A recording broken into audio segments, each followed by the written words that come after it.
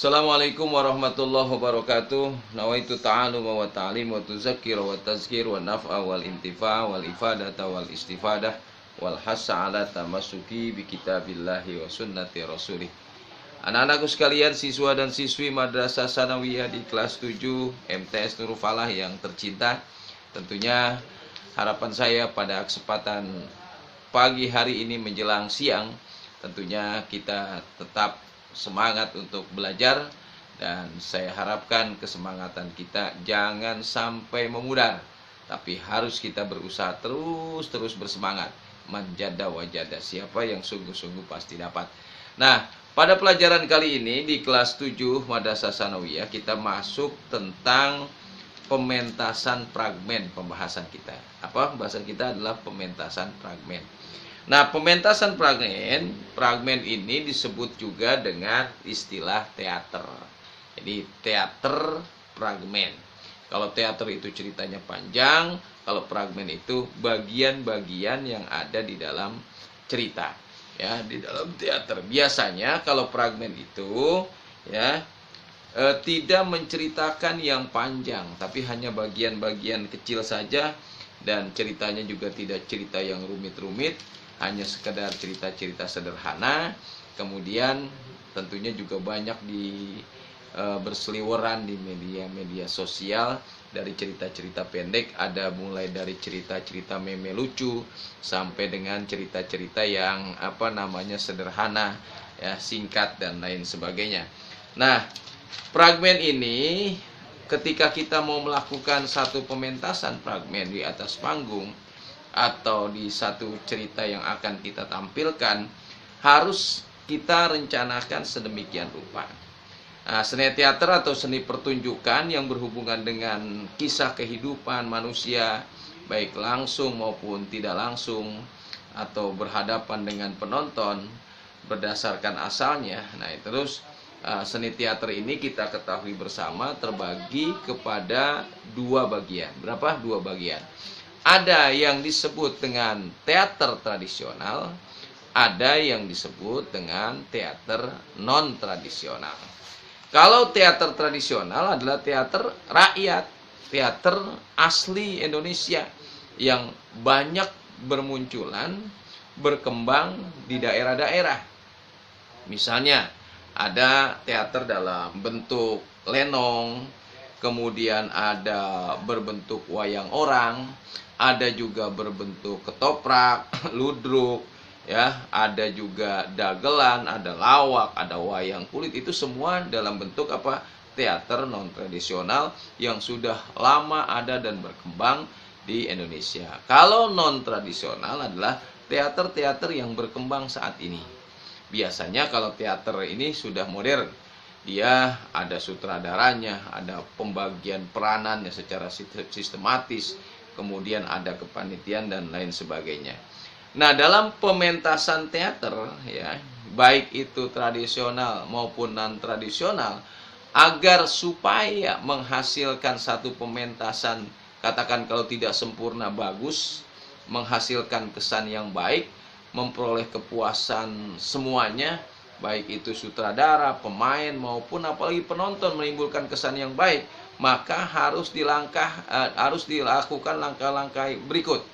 Pertama, apa yang harus dilakukan? Membentuk panitia. Nah, ketika membentuk kepanitiaan, yang harus diperhatikan adalah menyatukan hati dan kesadaran semua yang terlibat untuk satu tujuan, yaitu membuat pementasan yang baik, ya, menghasilkan yang baik agar berhasil dan kemudian sukses. Nah, itu harus tujuannya seperti itu.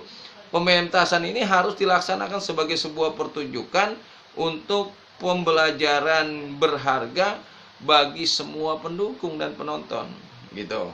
Jika panitia sudah terbentuk, selanjutnya adalah menyusun tugas, fungsi, dan tanggung jawab setiap unit atau bagian per bagian, sehingga lebih mudah nanti panitia melakukan organisasi kerja. Panitia merupakan organisasi yang bertanggung jawab terhadap keberhasilan dari sebuah pelaksanaan pementasan. Sukses yang diraih memotivasi kembali untuk melakukan pertunjukan-pertunjukan yang baru. Maka penting panitia dibuat agar apa? Agar pembagian kerjanya jelas, tidak saling mengandalkan, dan kalaupun itu berhasil adalah merupakan keberhasilan bersama. Jadi panitia menjadi penting dalam semua kegiatan, bukan hanya teater saja. Nah, dalam struktur panitia apa? Misalnya harus ada sutradara, siapa sutradaranya yang ditunjuk, kemudian penata riasnya, koordinator pelaksananya siapa, sekretarisnya siapa, pembukuan program siapa, foto dan videonya siapa, konsultinya siapa, MC-nya siapa, kemudian pembantu umumnya siapa, ditunjuk tuh, ya. Nah, biasanya itu setelah itu ditentukan tuh naskah yang akan dipentaskan.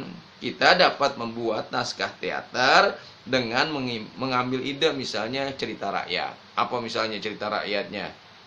Sang Kuryang atau legenda Tangkuban Perahu, eta takene ya. Nah, setelah itu langkah kedua membuat rancangan pentas. Nah, teater atau fragmen ini mau dipentasin di mana? Kita bahas pertemuan yang lalu, pementasan itu macam-macam bagiannya ada. Ya, ada di ruang arena terbuka, ada di auditorium, ruangan tertutup, atau ada di bentuk-bentuk yang lain. Nah, bentuknya bagaimana? Melingkar, segitiga, segi empat, atau prisma, dan lain sebagainya. Itu tinggal disepakati ya pementasannya. Setelah itu terbentuk, sutradaranya sudah ada, pemainnya sudah dipilih lewat istilahnya casting. Maka kemudian sebelum pementasan, pelaku pemain ini melakukan latihan penting ya, dari mulai menghafal naskah ya, kemudian dalam latihan ada pemanasan olah tubuh menjadi sebuah yang penting itu ya, supaya hasilnya bagus. Kemudian menghafal naskah cerita, dalam naskah itu ada blocking, agak gestur dilatih ya di atas panggung, supaya nanti ketika pementasannya menghasilkan sesuatu yang bagus. Kemudian menciptakan musik yang diambil apa? Sebab istilahnya sebuah pementasan tanpa iringan musik yang bagus ya seperti sayur tanpa garam, sering saya mengatakan seperti itu. Kemudian mempersiapkan peralatan apa saja. Nah, ini bagian seksi akomodasi ya, alat peralatan apa saja yang dibutuhkan. Kemudian menyediakan juga kostum. Kostum itu pakaian-pakaian dalam satu blok ke blok lain, satu fragmen ke fragmen lain, itu ceritanya pasti berbeda-beda, membutuhkan ya perabotan bahasanya ya, kostum yang berbeda-beda. Kemudian mempersiapkan panggung. Panggung bukan hanya panggung saja yang tinggi, tapi penataan cahaya, lighting, warna, serta penataan panggung yang bagus bagaimana. Dan kemudian mengatur irama permainan.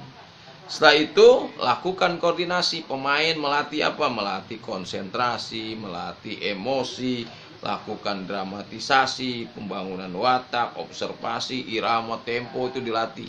Bahkan untuk pertunjukan yang besar biasanya latihannya berbulan-bulan untuk 1 jam 2 jam pementasan dari sebuah teater.